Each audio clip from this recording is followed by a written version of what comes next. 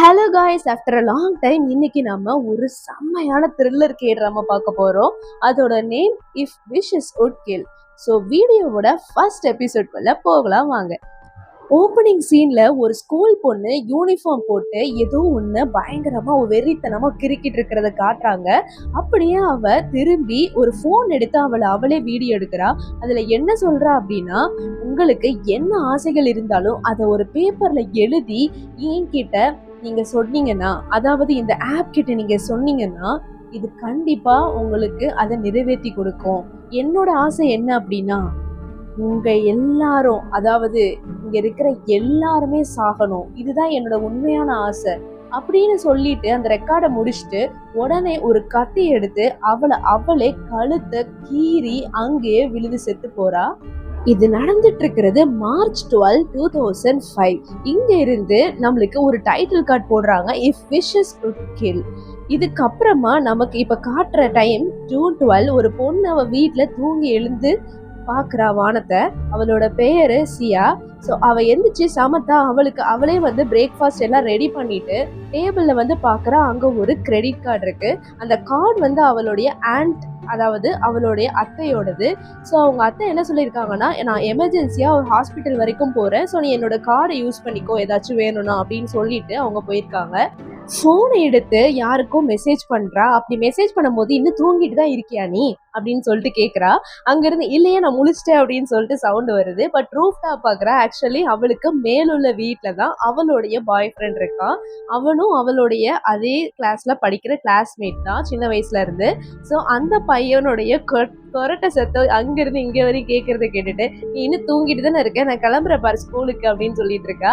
சரி ஓகே நான் உடனே வரேன், எங்க போறேன் அப்படின்னு சொல்லிட்டு அவனும் இப்போ ஓடி வரான். ரெண்டு பேரும் லவ் பண்றாங்க. ஸோ லிஃப்ட் பக்கத்துல வச்சு ரெண்டு பேரும் ரொமான்ஸ் பண்ணிட்டு இருக்காங்க. இந்த பையன் பேரு நம்ம ஜியான்னு வச்சுக்கலாம், ஓகேவா? நம்மளுடைய இதுபடி நம்ம பேர் வச்சுக்கலாம். ஸோ இந்த ஜியானும் ஷியாவும் ரெண்டு பேரும் ரொமான்ஸ் பண்ணிட்டு இருக்கிறத ஒரு ப்ளூ சட்டை போட்ட ஒரு அங்கிள் பார்த்துட்டு என்னடா பண்ணிட்டு இருக்கீங்க அப்படின்னு சொல்லிட்டு வியடா பாக்குறாரு. இவங்களுக்கு ஒரே ஆக்வர்ட் ஆயிடுச்சு. சரி அங்க கட் பண்ணி கார்ல இப்போ ஜெனின்னு சொல்லிட்டு ஒரு பொண்ணு வந்துட்டு இருக்கா. அந்த பொண்ணுக்கு நம்மளோட ஜியான் மேல ஒரு கண் இருக்கு. ஆக்சுவலி இவங்க எல்லாருமே ஃப்ரெண்ட்ஸ் தான். பட் இவ ஒன் சைடா இவன் லவ் பண்றான். ஆக்சுவலா ஷியாவும் ஜியானும் லவ் பண்றது இந்த ஜெனிக்கு இப்ப வரைக்கும் தெரியாது. இப்போ நம்ம அனதர் கேரக்டர் பார்க்குறோம். இவன் பேர் பின்ட்டுன்னு வச்சுக்கலாம். ஸோ இந்த பின்ட்டு ஒரு நாட்டி கியூட் கேரக்டர். ஸோ இவங்க 4 பேரும் சின்ன வயசுலேருந்தே ஃப்ரெண்ட்ஸு தான். ஸோ பின்ட்டு கேட்குறான், ஆமாம் கொஞ்ச நாளாக நானும் நோட் பண்ணிட்டு தான் இருக்கிறேன், எதுக்கு நீங்கள் 2 பேரும் ஒன்றாவே வரீங்க ஒரே டைமில் அப்படின்னு சொல்லிட்டு சியாவையும் ஜியானையும் பற்றி கேட்குறான். அதுக்கு அவங்க சொல்கிறாங்க, ஒரே அப்பார்ட்மெண்ட்டில் இருந்துட்டு தனித்தனியாவாடா வர முடியும், ஒன்றா தான் வர முடியும் அப்படின்ட்டு. நல்லா பண்ணுறீங்களப்பா, சின்ன வயசுலேருந்து நான் பார்த்துட்ருக்கேன். சியா ஃபர்ஸ்டே வந்துருவா. இவன் லாஸ்ட் மினிட்ல திட்டு வாங்கிட்டு பனிஷ்மெண்ட் வாங்கிட்டு உள்ள வர்ற ஆளு. இப்போ கொஞ்ச நாளா ஒன்னா என்கிட்டே போய் சொல்றீங்களா, ஏதோ சம்திங் ஃபிஷி அப்படின்னு சொல்லிட்டு அவன் ஓட்டிட்டு இருக்கான். அது பார்த்துட்டு நம்ம ஜெனிக்கு ஒரு மாதிரி வயிறு எரியுது. ஏன்னா அவ ஒன் சைடு லவ் பண்றாள். ஸோ அதுக்கு அவ சொல்றா, அப்படிலாம் ஒன்றும் கிடையாது, நானும் தான் உன்னை சின்ன வயசுல இருந்து பாக்குறேன், இப்படி நீ முட்டாள் மாதிரி தான் பேசிட்டு இருக்க அப்படின்னு சொல்லிட்டு அவ வயிற்றுச்சல்ல பொங்க. அதை பார்த்துட்டு நம்ம பின்ட்டு நீ எதுக்குமா இவ்வளோ பொங்குற, ஒருவேளை உனக்கு நம்ம ஜியான் மேல எதுவும் ஒன் சைடா லவ் இருக்கும் அப்படின்னு சொல்லிட்டு கேட்குறான். ஆனா ஜெனி ஓப்பனா ஆமா இருக்குது, அதுக்கு இப்ப என்ன, எனக்கு அவனை லவ் பண்றேன், எனக்கு பிடிச்சிருக்கு அவனை அப்படின்னு சொல்லிட்டு ஓப்பனாவே சொல்லிட்டா. இதை பார்த்து எல்லாருக்குமே ஷாக்கு. அது மட்டும் இல்லாம பின்ட்டு சொல்றான், நீ இவ்வளவு ஓப்பனா சொல்றதுனால நானும் உன்கிட்ட இனிமேல் ஓப்பனா தான் பேசலான் இருக்கேன், நானும் உன்னை லவ் பண்றேன் அப்படின்னு சொல்லிட்டு அவன் அடுத்து ஒரு குண்டத்துக்கு போட, இன்னொரு தடவை லவ்வுக்கு இவனு என்கிட்ட பேசினேன் அவ்வளவுதான் அப்படின்னு சொல்லிட்டு ஜெனி அங்கிருந்து கோவப்பட்டு போயிடுறா. கிளாஸுக்குள்ள ஒரு படிப்ஸை காட்டுறாங்க. இவனும் இவங்க கேங் தான். ஆனா சார் கொஞ்சம் டாப்பர் கிளாஸ்ல. ஸோ இவன் பேரு ஜோவான்னு வச்சுக்கலாம். ஸோ இவன்கிட்ட நம்ம பின்ட்டு சொல்லிட்டு இருக்கான், உனக்கு ஒரு விஷயம் தெரியுமா, ஆக்சுவலி சியாவும் ஜியானோ அப்படின்னு சொல்லவும் கிளாஸ் சார் உள்ள வந்துடுறாரு. அவர் சொல்லிட்டு இருக்காரு, இந்த வாட்டி கொஸ்டின் பேப்பர் கொஞ்சம் டஃப் தான், இருந்தாலும் மேக்ஸ்ல ஒரு 4 பேர் தான் பெர்ஃபெக்ட் ஸ்கோர் எடுத்திருக்கீங்க, அதுல 2 பேரோட பேரை நான் இப்போ ரிவீல் பண்ண போறேன் அப்படின்னு சொல்லிட்டு உடனே பின்ட்டுக்குலாம் அச்சச்சோ நம்ம எழுதுன லட்சணத்துக்கு முட்டை மார்க்கு கூட வராது அப்படின்னு சொல்லிட்டு தலையில கை வச்சுட்டு உட்கார்ந்துட்டு இருக்கான். அப்போ ஃபர்ஸ்ட் மார்க் யார் அப்படின்னு சொல்லிட்டு அனௌன்ஸ் பண்றாங்க. அது வேற யாரும் இல்ல, நம்ம படிச்சுதான். செகண்ட் மார்க் யாரு அப்படின்னு சொல்ல வரும்போது எல்லாருக்குமே ஒரே ஆர்வமா இருக்கு யாரா இருக்கும்னு.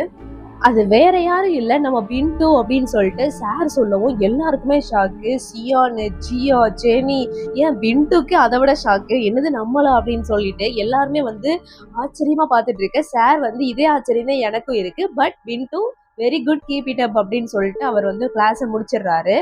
நம்ம டீம் அப்படியே ரவுண்டு போட்டு பிண்டு கிட்ட கேட்டுட்டு இருக்காங்க. உண்மையை சொல்லு, பிட்டு தானே அடிச்ச, போலீஸ்ல பிடிச்சு கொடுத்துருவாங்கடா, உண்மையை சொல்லு அப்படின்னு சொல்லிட்டு கேட்கவும் இதெல்லாம் யாருக்குமே தெரியாது, போலீஸ்க்கும் தெரியாது, ஏன்னா நான் பிட்டெல்லாம் அடிக்கல, இது வேற விஷயம் அப்படின்னு சொல்லிட்டு ஃபோன் எடுத்து ஒரு ஆப் காட்டுறான். ஜெனிக்கெல்லாம் கடுப்பாகுது, ஐயோ இவன் ஒருத்தன் சொல்லிட்டு இவன்கிட்ட போய் எல்லாரும் கேட்டுட்டு இருக்கீங்களே அப்படின்னு சொல்லிட்டு. ஆக்சுவலி பிண்டு வந்து அந்த ஆப்பை காட்டி, இந்த ஆப் பேரு கிரிகோ அப்படின்னு காட்டுறான். ஆக்சுவலி அந்த ஐகான் பார்க்க எப்படி இருக்குன்னா, 2 கை எடுத்து வணக்கம் சொல்ற மாதிரி இருக்கு, கை எடுத்து கும்பிடுற மாதிரி. கிரிகோ ஆப்பா, இது என்ன ஆப் அப்படின்னு சொல்லிட்டு எல்லாரும் கேட்குறாங்க. அதுக்கு பிண்டு சொல்றான், இந்த ஆப்ல நம்மளோட விஷ் சொன்னோம்னா அது உடனே அப்படியே வந்து அது நிறைவேற்றி கொடுக்கும் அப்படின்னு. இதை கேட்டு யாருமே நம்புறதா இல்லை. ஆனா நம்ம ஜியான் வந்து விளையாட்டுத்தனமா நான் அப்போ இன்ஸ்டால் பண்ணி பார்க்குறேன் அப்படின்னு சொல்லிட்டு பிளே ஸ்டோர்ல ட்ரை பண்றான். ஆனா அந்த பிளே ஸ்டோர்ல இந்த ஆப் காட்டவே இல்லை. அதுக்கு பிண்டு சொல்றான், இது வந்து நீங்க நினைக்கிற மாதிரி டக்குனு பிளே ஸ்டோர்ல அதெல்லாம் இன்ஸ்டால் பண்ண முடியாது, இதுக்கு வந்து தனியா லிங்க் தான் அனுப்பணும், நான் உங்களுக்கு அந்த லிங்க் அனுப்புறேன் ஓகேவா அப்படின்னு சொல்லிட்டு அந்த லிங்க் எல்லாருக்குமே அனுப்புறான். சும்மா எதையாச்சும் கிளிக் பண்ணி ஹேக் ஏதாவது ஆயிர போதுரா, சும்மா இரு அப்படின்னு சொல்லிட்டு நம்ம ஜியாவும் சொல்லிட்டு இருக்கா. ஆக்சுவலி பார்த்தீங்கன்னா அந்த சார் வந்து மார்க் அனௌன்ஸ் பண்ணார்ல, அந்த டைம்லேயே வந்துட்டு நம்ம பிண்டுக்கு ஃபோனில் உடனே ஒரு நோட்டிஃபிகேஷன் வந்திருக்கும். என்ன நோட்டிஃபிகேஷன் அப்படின்னா, உன்னுடைய ஆசைகள் வந்து நிறைவேற்றப்பட்டது அப்படின்னு சொல்லிட்டு, அதனால தான் இந்த ஆப் தான் ஹெல்ப் பண்ணியிருக்கு அப்படின்னு சொல்லிட்டு பிண்டு வந்து 100% நம்புறான். ஜியான் அந்த ஆப்பை ஓப்பன் பண்ணி பார்த்தா உடனே கேமரா ஆன் ஆகுது. என்னடா இது கேமரா ஆன் ஆகுது அப்படின்னு சொல்லிட்டு அவன் கேட்க, அதுக்கு பிண்டு சொல்றான், இந்த போனை வாங்கி இதுதான் ரெக்கார்ட் பட்டன், இந்த பட்டனை அமுக்கணும் அப்படின்னா நம்மளுடைய ரெக்கார்ட் வந்து ஸ்டார்ட் ஆகும், நமக்கு என்ன விஷ் வேணுமோ அதை அப்படியே இதுல சொல்லணும், சொல்லிட்டு ரெக்கார்டை ஆஃப் பண்ணிட்டோம் அப்படின்னா நம்மளுடைய விஷஸ் எல்லாமே இதுல வந்து ஏத்துக்கிட்டு அது நம்மளுக்கு நடத்தி கொடுத்துரும் அப்படின்னு சொல்றான். ஆக்சுவலி இதை பார்த்து எல்லாரும் ஃபன்னியா தான் நினைக்கிறாங்க, இவனை வந்து என்னன்னு சொல்லன்னு தெரியலையே அப்படின்னு சொல்லிட்டு எல்லாருமே அதுல வந்து டிசப்பாயிண்ட் ஆயிட்டாங்க. இந்த வீடியோ சும்மாலாம் எடுக்கக்கூடாது, ஃபர்ஸ்ட் பேப்பர்ல நம்மளுடைய விஷயம் வந்து எழுதியிருக்கணும், அந்த பேப்பரை நம்ம இதுல காட்டி தான் வந்துட்டு நம்ம வீடியோ ரெக்கார்ட் பண்ணணும் அப்படின்னு வேற சொல்றான். சரி இவ்வளோ பேசுறிய பிண்டு, நீ வந்து ரெக்கார்ட் பண்ணியா முதல்ல இந்த மாதிரி மார்க் வேணும்னு, அந்த வீடியோ இருந்தா காட்டு போப்போம் அப்படின்னு சொல்லிட்டு எல்லாரும் நம்பாம கேட்குறாங்க.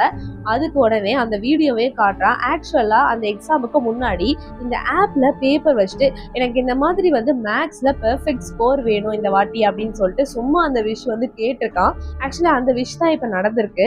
இதை கேட்டு எல்லாருக்கும் ஒரு மாதிரி குழப்பமா இருக்கு. ஜியா வந்து போறப்போ சொல்லிட்டு போறா, இந்த மாதிரி உனக்கு நிறைய ஸ்ட்ரெஸ் இருக்குன்னு எனக்கு தெரியுது, அதுக்குன்னு கண்டதையும் போட்டு நம்பி குழம்பிட்டு இருக்காதுடா அப்படின்னு சொல்லிட்டு அவ கிளம்ப போற நேரத்துல, அந்த நேரத்துல நம்ம பிண்டுக்கு போன்ல ஒரு கவுண்ட் டவுன் ஸ்டார்ட் ஆகுது. 23 ஹார்ஸ் அப்படின்னு சொல்லிட்டு ஸ்டார்ட் ஆகுது. அவனுக்கு அந்த கவுண்ட் டவுன் என்னன்னே தெரியல. ஜியாவும் அதை பெருசா கண்டுக்காம அங்க இருந்து போயிட்டா. கட் பண்ணா பாத்ரூம்ல ஜெனியும் ஜியாவும் நின்று பேசிட்டு இருக்காங்க. அப்ப வந்துட்டு என்ன இவன் லூசு மாதிரி பேசிட்டு இருக்கான், சின்ன வயசுல இம்மெச்சூர்டா நம்ம எல்லாருமே இருந்தோம், ஆனா இப்ப நம்ம எல்லாம் வளர்ந்துட்டோம், ஆனா இன்னுமே இவன் இம்மெச்சூர்டா இருக்கான் அப்படின்னு சொல்லி திட்டிகிட்டே இருக்கா. சரி அதை விட, ஆக்சுவலி வந்து ஜியான் இந்த வீக்கெண்ட் என்ன கலர் ட்ரெஸ் போடுவான்னு சொல்லி கேட்டு சொல்ல அப்படின்னு சொல்லிட்டு ஜியாட்ட சொல்றா. ஜியா வந்து நான் எதுக்கு கேட்கணும் அப்படின்னு, சரி விட நானே கேட்டுக்கிறேன் அப்படின்னு சொல்லிட்டு போயிட்டு இருக்கா. பிண்டுக்கு வேற பர்த்டே வரப்போது போல, பிண்டுக்கு ஏதாச்சும் நீ வந்து கிஃப்ட் வாங்கினியா அப்படின்னு சொல்லிட்டு ஜியா கேட்க, அதுக்கு ஜெனி வந்து அவனுக்கு என்ன கிஃப்ட் நான் வாங்கி கொடுக்கணும், அதெல்லாம் நான் நினைக்கவே மாட்டேன், எனக்கு அவனை நினைச்சாலே ஒரு ஸ்ட்ரெஸ்ஸா இருக்கு, எனக்கு பிடிக்கவே இல்லை அவனை பண்றதெல்லாம் பார்த்தா, எப்ப பார்த்தாலும் அவனும் அவனுடைய ஃபேஸும் அதுல இருந்து வர ஸ்மெல்லும் அப்படின்னு சொல்லிட்டு ரொம்ப திட்டிகிட்டே வரா. திடீர்னு பார்த்தா அந்த இடத்துல பிண்டு வந்து வாயில ஒரு ஸ்நாக் வச்சுக்கிட்டு அப்படியே பார்த்துட்டு இருக்கான். இதை பார்த்து 2 பேருக்கும் ஷாக் ஆகுது. ஆக்சுவலி இவனுக்கு நம்ம பேசுனது கேட்டிருக்கோமோ அப்படின்னு சொல்லிட்டு வேற அவங்க 2 பேருக்குமே வந்து ஒரு பயம் இருக்கு. முக்கியமா ஜியா வந்து ரொம்பவே அக்கறையா இருப்பா. அவளுக்கு வந்து இப்ப என்ன பயம்னா, எங்க ஜெனி வந்து ஓப்பனா ஆமா எனக்கு உங்களை பிடிக்கல அப்படின்னு சொல்லிடுவாளோ, அவனை ஹர்ட் பண்ணிடுவாளோ அப்படின்னு சொல்லிட்டு பயந்துட்டு இருக்க. ஆனா இவ வந்துட்டு உனக்கு என்ன கிஃப்ட் வாங்கலாம் அப்படின்னு சொல்லிட்டு தான் நாங்க பேசிட்டு வந்தோம், அதனாலதான் நாங்க டக்குன்னு உன்னை பார்த்தோன்னே ஷாக் ஆயிட்டோம் அப்படின்னு சொல்லிட்டு மேனேஜ் பண்றா. பிண்டுவும் அதை நம்பிட்டு, ஓ அப்படியா எனக்கு ரொம்ப சந்தோஷம் அப்படின்னு சொல்லிட்டு சொல்றான். அது மட்டும் இல்லாம நீயே எனக்கு ஒரு பெரிய கிஃப்ட் தான், அதை விட வேற என்ன கிஃப்ட் வேணும் அப்படின்னு வேற சொல்றான். அதை கேட்டு அப்படியே ஜெனிக்கு டென்ஷன் ஆகுது. சரின்னு சொல்லிட்டு அங்கிருந்து அப்படியே 2 பேரும் அங்கிருந்து போயிடுறாங்க. மேக்ஸ் கிளாஸ் நடந்துட்டு இருக்கு. ஜெனி அப்படியே ஜியானையே வந்து வச்சக்கண்ணு வாங்காம அப்படியே பார்த்து சைட் அடிச்சிட்டு இருக்கா. அதை பார்த்து ஜியாக்கு வேற ஒரே கடுப்பா இருக்கு. இன்னொரு பக்கம் நம்ம பிந்துவோடைய ஆக்டிவிட்டி ரொம்ப வியர்டா இருக்கு. அவன் ஒரு மாதிரி ஸ்ட்ரெஸ்ஸாவே இருக்கான். அப்படியே கட் பண்ணா இன்னொரு இடத்துல ஷாமன் காட்டுறாங்க. ஷாமன் அப்படின்னா அந்த மந்திரவாதி அந்த மாதிரி சொல்லுவாங்கல்ல. ஸோ அந்த மாதிரி ஒரு இடத்த காட்டுறாங்க. அங்க வந்து ஷாமன் ஒரு பொண்ணு இருக்கா. அவளுடைய ஹஸ்பண்ட் வேற இருக்கான். ஸோ அவங்க 2 பேரும் அங்க தனியா ஒரு இடத்துல வாழ்றாங்க போல. அங்க ஒரு வெள்ளை கலர்ல பாம்புலாம் இருக்கு. ஸோ அந்த பாம்புக்கு அவ வந்து சாப்பாடு வச்சுட்டு இப்படி வெளியே வரவும் அது ஒரு மாதிரி வளைஞ்சு கொடுத்து அவளை பார்த்து வந்து ஒரு மாதிரி சீருது. இதை பார்க்கும்போது அவளுக்கு ஒண்ணு மட்டும் புரியுது, ஏதோ ஒரு நெகட்டிவ் வைப் வந்து வரப்போகுது அப்படின்னு சொல்லிட்டு. அதனால அவ ஹஸ்பண்ட் கிட்ட போயிட்டு நம்மளுக்கு ஒரு கெஸ்ட் வர போறாங்க, ஆனா அது எப்படிப்பட்ட கெஸ்ட் அப்படின்னு சொல்லிட்டு எனக்கு தெரியல அப்படின்னு சொல்லிட்டு ஃபீல் பண்ணி சொல்றா. ஜியா வந்து லாங் ஜம்ப்ல பின்னுவா. அவ நிறைய மெடல் வாங்கியிருக்கா. ஜியானும் வந்து லாங் ஜம்ப் வந்து நல்லா பண்ற பையன் தான். அவன் நிறைய ஹெல்ப் பண்ணியிருக்கான் ஜியாக்கு.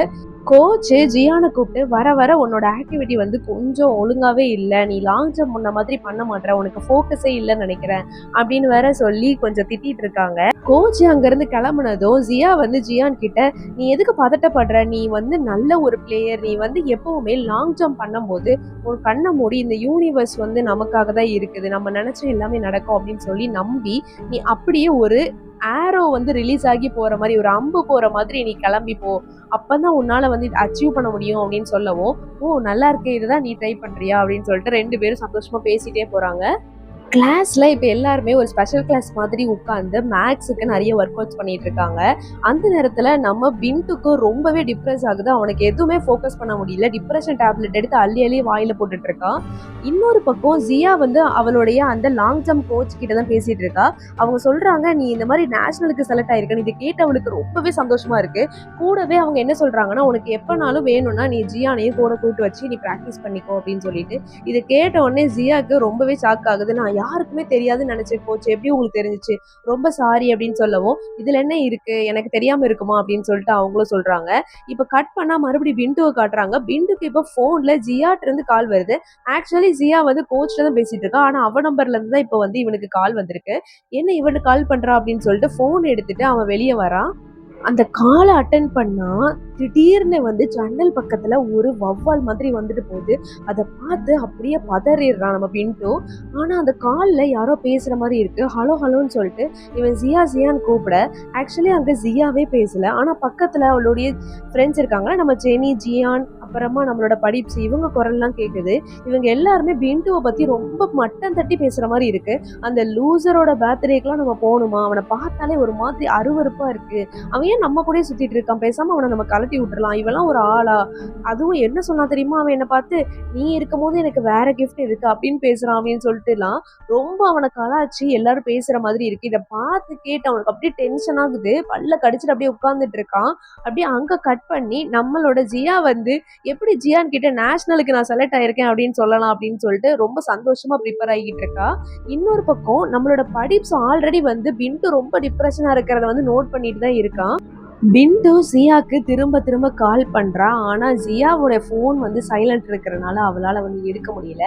அவ ரொம்ப சந்தோஷமா ஜியான் கிட்ட போய், நான் இந்த மாதிரி நேஷனல்ல செலக்ட் ஆயிருக்கேன் தெரியுமா அப்படின்னு சொல்லவும் அவனுக்குமே செம்ம ஹாப்பி. 2 பேருமே சந்தோஷமா வீட்டுக்கு போறாங்க. வீட்டுக்கு போனா வழக்கம் போல அவங்க ஆண்டி வீட்டுல இல்ல ஜியாவுக்கு.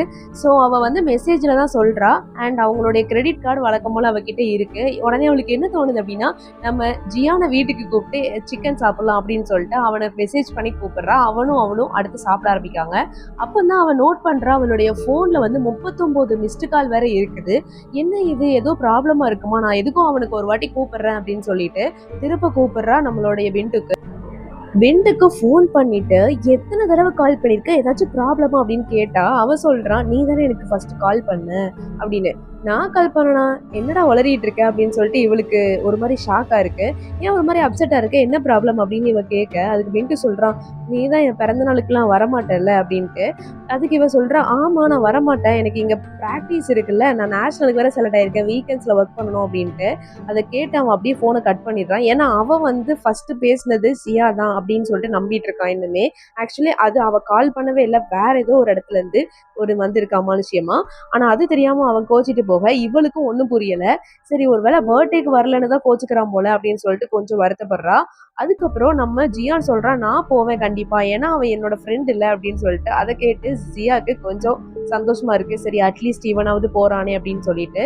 அது மட்டும் இல்லாம ஜியா சொல்றா, முடிஞ்சா என்னுடைய ட்ரைனிங் செஷனை வந்து ஒரு வாரம் தள்ளி வைக்க சொல்லவா என்னோட கோச் கிட்ட, பர்த்டே பார்ட்டிக்கு அட்டன் பண்ணிடலாம் அப்படின்ட்டு.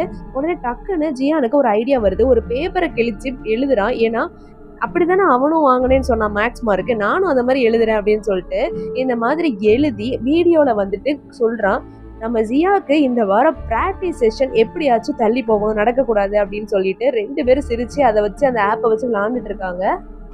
அடுத்த நாள் காலையில வழக்க போல லிஃப்ட்டுக்கு வெளியில இவங்க ரொமான்ஸ் பண்ண அந்த ப்ளூ ஷர்ட் அங்கிள் பார்த்துட்டு சரி சரி நடக்கட்டும் என்னமோ பண்ணுங்க அப்படின்னு சொல்லிட்டு அவரும் சிரிச்சுட்டே வந்து போறாரு. இவங்க 2 பேரும் வந்து கிளாஸ்க்குள்ள வந்துட்டாங்க. அன்னைக்கு அங்க ஜெனி வரவே இல்லை. அவ ஏன் வரலன்னு அவங்களுக்கும் தெரியல. ஒருவேளை தூங்கிட்டு இருந்திருப்பா போல, எந்திரிச்சிருக்க மாட்டா போல அப்படின்னு சொல்லிட்டு இருக்காங்க. கிளாஸ் வந்து மேக்ஸ் டீச்சர் வந்து எடுத்துட்டு இருக்காரு. அந்த நேரத்துல திடீர்னு பார்த்தா ஒரு மாதிரி முறைச்சு படுத்து பார்த்துக்கிட்டு இருக்கான் நம்ம பிண்டு. அந்த ஜெனியோட சேரையே அதை பார்த்து இவளுக்கு ஒரு மாதிரி வியர்டா இருக்கு நம்ம ஜியாக்கு. அந்த நேரத்துல திடீர்னு அவனுடைய போன்ல கவுண்ட் டவுன் வந்து 2.5 நிமிஷம் அப்படின்னு சொல்லிட்டு காட்டுது. அதுல இருந்து அப்படியே ஒண்ணா குறைஞ்சிட்டு வருது. மேக்ஸ் சாரே கேக்குறாரு, என்ன அது போன்ல இருந்து ஏதோ சத்தம் கேக்குது, அது பிண்டு போன் தானே, ஏ பிண்டு அப்படின்னு சொல்லிட்டு கூப்பிடுறாரு கோவமா. ஆனா சுத்தி இருக்கிற எல்லாருமே கூப்பிடுறாங்க. ஆனா பிண்டு எழுந்துக்கிறவே மாட்டான், கண்ணை முழிச்சுதான் வச்சிருக்கான். அவன் கண்ணுல இருந்து அப்படியே கண்ணீர் வருது. அப்படியே பின்னாடி இருந்து நம்ம படிப்ஸ் எல்லாருமே தட்டுறாங்க, டே எந்திரிடா அவர் கோவப்படுறாரா அப்படின்னு சொல்லிட்டு. திடீர்னு ஒரு மாதிரி தலைய வளைச்சுக்கிட்ட வாயில இருந்து அப்படியே நுரை மாதிரி வெள்ளை கலர்ல வருது. அதை பார்த்து எல்லாருமே பயந்து போறாங்க. சார் வந்து சீக்கிரம் போய் நர்ஸை கூட்டுவாங்க, ஸ்கூல்ல இருப்பாங்கல்ல அவங்கள கூட்டுவாங்க அப்படின்னு சொல்லிட்டு கத்திட்டு இருக்காரு. நம்ம ஜியாக்கு எல்லாத்துக்குமே ரொம்பவே ஷாக் ஆகுது. என்னாச்சு உனக்கு அப்படின்னு சொல்லிட்டு அவனுக்கு தட்டிலாம் கொடுக்குறாங்க. திடீர்னு பார்த்தா அப்படியே நார்மல் ஆயிட்டான். சரி ஓகே ஒன்னும் இல்ல ரெஸ்ட் எடு அப்படின்னு சொல்லிட்டு இருக்கும் போதே திடீர்னு அப்படியே எந்திரிச்சு நின்று அவனுடைய பர்ஸை திறந்து உள்ள இருந்து ஒரு கத்தி எடுக்கிறான். எல்லாருமே மிரண்டு போறாங்க. கத்தியை வச்சு என்ன பண்ண போறான்னு வேற தெரியல. நம்மளோட ஜியான் வந்து பக்கத்துல வந்து டேய் கத்திய கீழே வைடா, ஏதாச்சும் ஆகிற போது அப்படின்னு சொல்லவும் ஜியானை ஒரு அடி ஓங்கி அடிச்சிடுறான். அவன் பறந்து போய் அங்க போய் விழுந்துடுறான். எல்லாரும் எவ்வளவு சொல்லியும் வந்து எதுவுமே வந்து கேட்க மாட்டான். ரொம்ப ஆக்ரோஷமா இருக்கான்.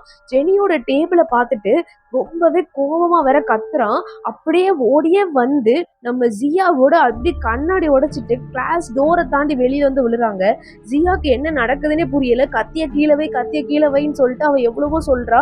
ஆனா எதுவுமே கேட்காம இவன் அப்படியே ஒரு மாதிரி பேய் அடிச்ச மாதிரி கத்தி எடுத்து அவளுடைய கழுத்துல வச்சு, அதாவது நம்ம பிண்டுவோட கழுத்துலயே வச்சு அப்படியே கீறி ஸ்டார்டிங் சீன்ல ஒரு பொண்ணு செத்து போனால அத மாதிரியே அங்கே விழுந்து செத்து போறான். அவன் கரெக்டா செத்து கீழே விழுவும் அந்த கவுண்ட் டவுனும் கரெக்டா எண்ணி முடியுது. அதை பாக்குற ஜியா அப்படியே ஷாக்கா, ஜியாவோட ஃபேஸ் எல்லாம் அப்படியே ரெட்ட கரையா இருக்கு. பிண்டுக்கு என்ன ஆச்சு, அடுத்து எல்லாரும் என்ன பண்ண போறாங்க அப்படிங்கறத நெக்ஸ்ட் எபிசோட்ல பார்க்கலாம். until then this is LG Voice over. Tata, bye bye.